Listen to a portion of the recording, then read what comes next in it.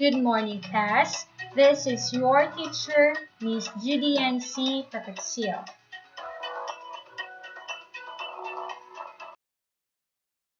Welcome to Mapeh subject first quarter week 3.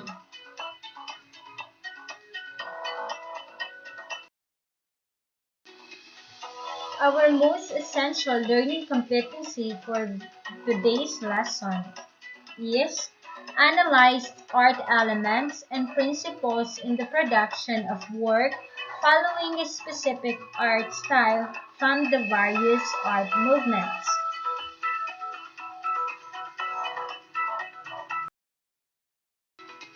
The lesson that we are going to tackle this morning covers 2 topics. But first, we will discuss what is principle of design or principles of design.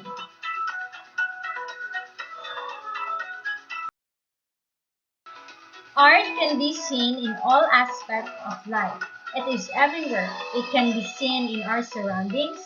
The popular feeling about art is that it exists only in concert halls, museums, and art galleries in a world by itself, which are accessible only to those who can afford to pay for its enjoyment, or to the critics and scholars who take time to study the art and objects of the art. The word design or the word design indicates both the process of organizing visual elements and the product of that process. It is a result of our basic need for meaningful order. Some designs are so well integrated that they have qualities beyond a mere sum of their parts. Such are said to be beautiful, interesting, absorbing, or surprising.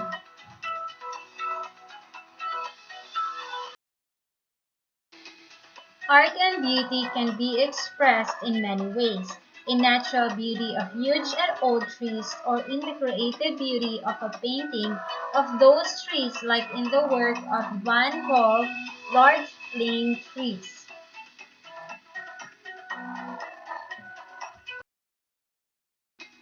Depicted in his works are the principles of design that made his work beautiful, fascinating, and expressive. So there are 6 principles of design: unity and variety, balance, emphasis and subordination, contrast, repetition and rhythm, and scale and proportion. So remember the 6 principles of design. We have the unity and variety, balance, emphasis and subordination, contrast, repetition and rhythm, and scale and proportion. So first, we will discuss what is unity and variety. So unity refers to the appearance or condition of oneness of an artwork. All the elements such as line, color, texture, and others belong together that result in having a coherent and harmonious whole. As variety provides diversity, yet it acts as counterbalance to extreme unity.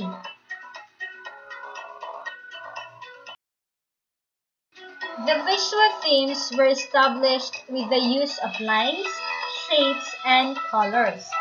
The many figures and the objects in the complex composition of Lawrence formed a unified design through the artist's skillful use of abstraction, theme, and variation. So the pictures on your screen shows an example of the unity and variety.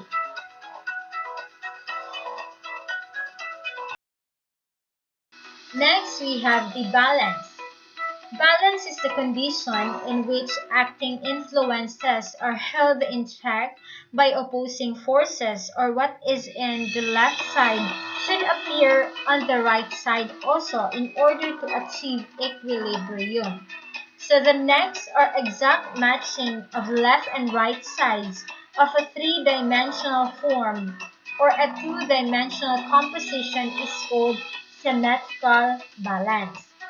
Two sides which are not the same is a symmetrical balance.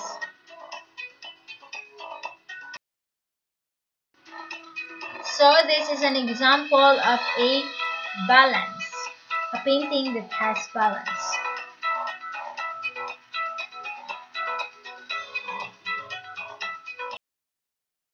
A symmetrical balance can be seen on the wheels of the chariot in Giacometti's bronze, where the slim figure that serves as a vertical attach on elevation. On the other hand, Harry Nobles figures on a woodblock frame. A symmetrical balance was achieved with one figure sitting and the other standing. Next, we have the emphasis and subordination. To draw our attention to an area or areas, the artist uses emphasis. To create emphasis, position, contrast, color intensity, and size can all be used. Neutral areas of lesser interest are created by artists through subordination to keep us from being distracted from the areas of emphasis. So the picture on your screen shows an example of emphasis and subordination painting. It was painted by Joseph Mallord, William Turner. So his painting is about a yacht approaching the coast.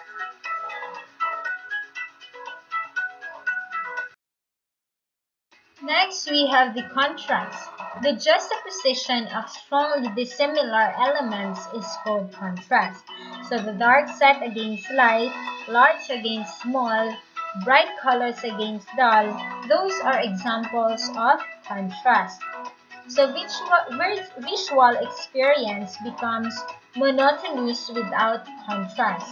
Contrast can be seen also in the thick and thin areas of a single brush stroke. So the picture on your screen is an example of a contrast painting.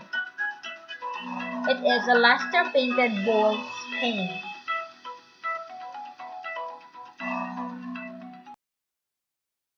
Next, we have the repetition and the rhythm. The repetition of visual elements gives a composition of unity, continuity, flow, and emphasis. While rhythm in the visual art is created through the regular recurrence of elements with related variation. So the picture on your screen shows an example of the rhythm and repetition painting. It is the Maesta or the Maesta of Dusho.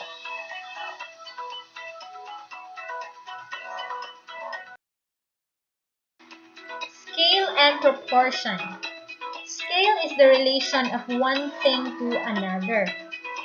It is one of the first decisions an artist makes when planning a work of art. Proportion is the size relationship of parts to a whole. So, we have an example painting on your screen which is the Zapatistas by Jose Clemente Orozco.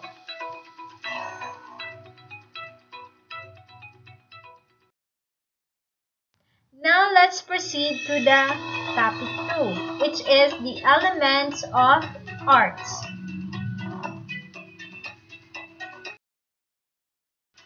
Medium and elements together are the materials the artist uses in creating a work of art. The distinction between them is easy to see but hard to define. An element can be known only in some medium, but as an element it is independent of medium. When we study elements, we consider them with no attention to the means by which we can come into contact with the work of art. The elements are its qualities or properties.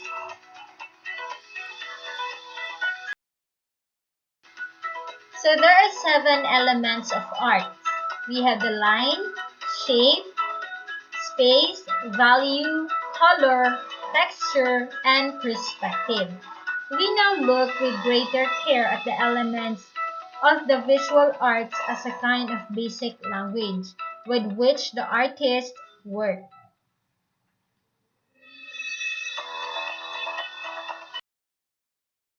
Line. Line is our basic means for recording and symbolizing ideas, observations, and feelings. It is a primary means of visual communication. Lines always have direction. They are always active.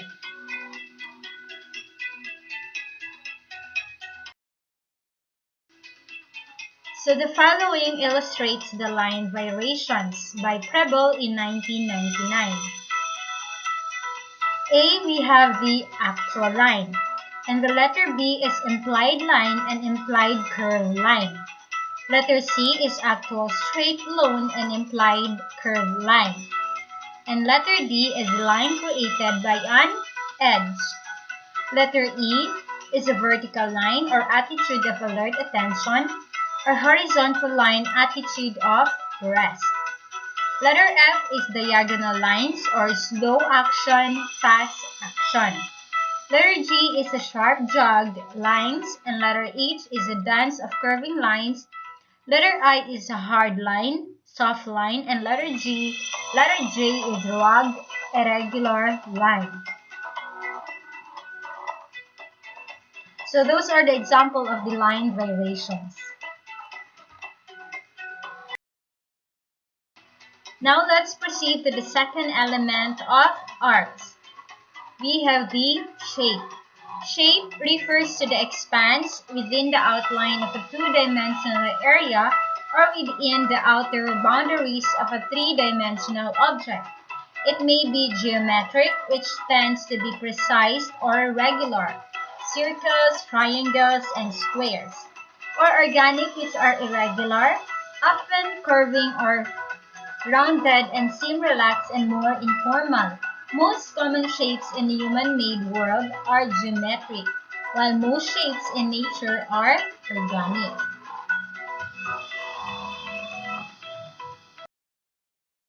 Mass is the physical bulk of a solid body material and has a three-dimensional area.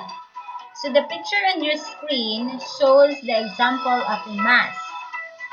We have the recumbent figure. It has mass in 3 dimensions, and mass in 2 dimensions we have the head of a young man.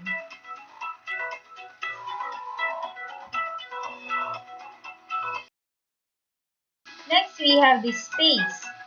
Space is the indefinable, general receptacle of all things. It is continuous, infinite, and ever-present. The visual arts are sometimes referred to spatial arts because most of the art forms are organized in space. Architects are especially concerned with space. With three-dimensional objects such as an architecture and sculpture, one has to move around to get a full experience of three-dimensional space. With two-dimensional works, such as drawings, prints, photographs, and paintings, the actual space is defined by its edges, usually the two dimensions of height and the width. The illusion of three-dimensional or third dimension in two-dimensional works is spatial depth. So we have here the diagrams of clues to spatial depth in two-dimensional surface by Preble in 1999. Letter A, we have the overlap. Letter B, we call it overlap and diminishing size. Letter C, we have the vertical placement. And letter D, we have the overlap, vertical placement, and diminishing size.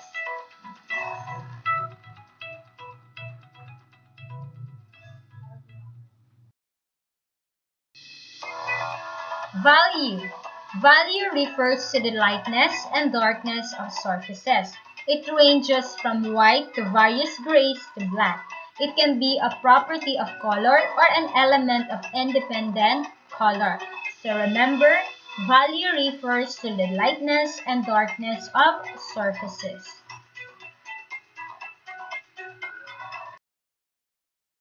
Chiaroscuro is the use of gradations of light and shades, in which the form are revealed by the subtle shifting from light to dark areas. This technique was developed during the Renaissance period to create illusions that figures and objects depicted on a flat surface appear as they do in the natural light conditions.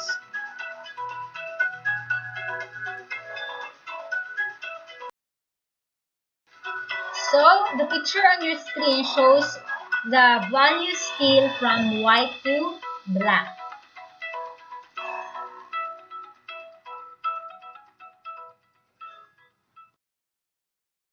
Next, we have the color. Color is a component of light, affects us directly by modifying our thoughts, moods, actions, and even our health. Color exists only in light, but light itself seems colorless to the human eye. So, the so-called color is the effect on our eyes of light waves of differing wavelengths or frequencies.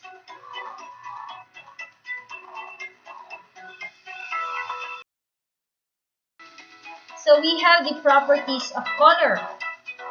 U is a particular wavelength of spectral color to which we give name.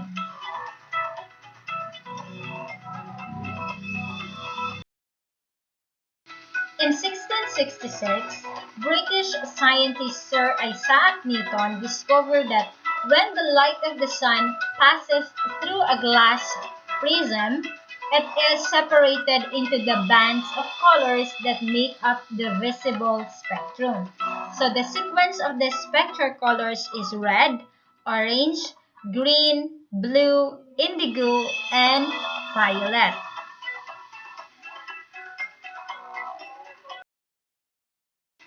So what are the primary hues? So the primary hues are red, yellow, and blue.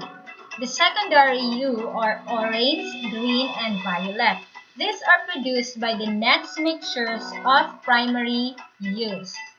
And we have the intermediate hue are the red-orange, yellow-green, blue-green, and red-violet. So each are located between the primary and the secondary hues of which they are composed.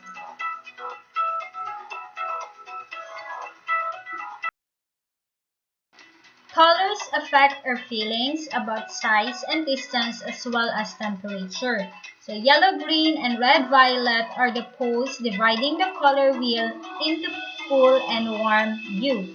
Cool colors found at the blue-green side of the wheel, while the warm colors at the red-orange side appear in advance.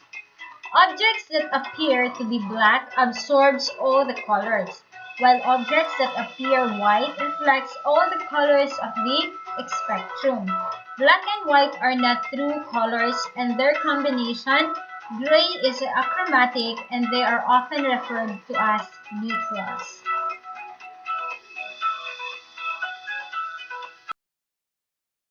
Value refers to the relative lightness and darkness from white through grays and black. So the picture on your screen shows an example of a value variation in red.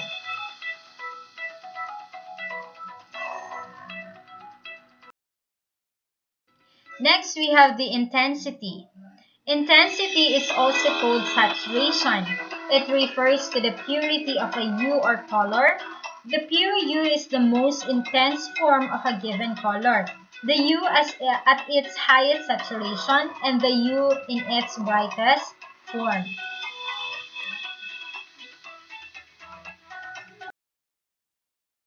Next, we have the texture.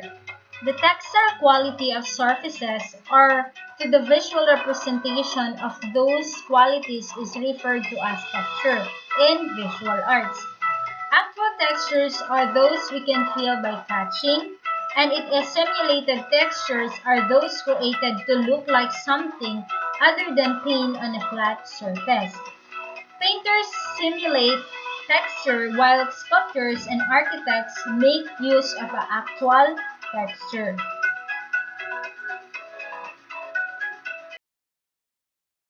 And lastly, we have the perspective. Perspective is point of view.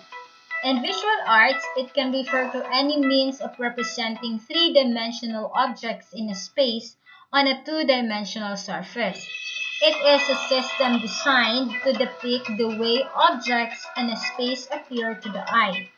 In linear perspective, objects appear smaller at a distance because parallel lines appear to converge as they recede into the distance, and the last meeting of the lines and the horizon on the horizon is called vanishing point.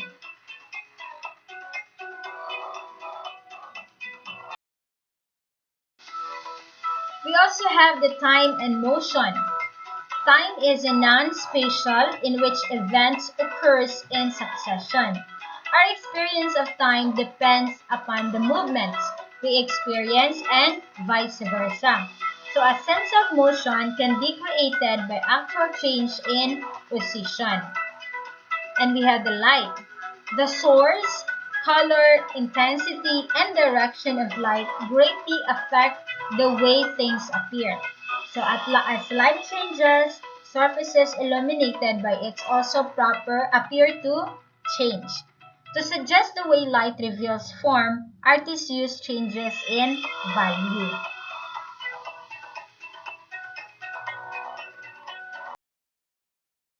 So that's all for our lesson this morning. I hope you enjoy and you learn a lot. Thank you for listening. For your activities and for your quizzes, just follow the GAITF link on your screen.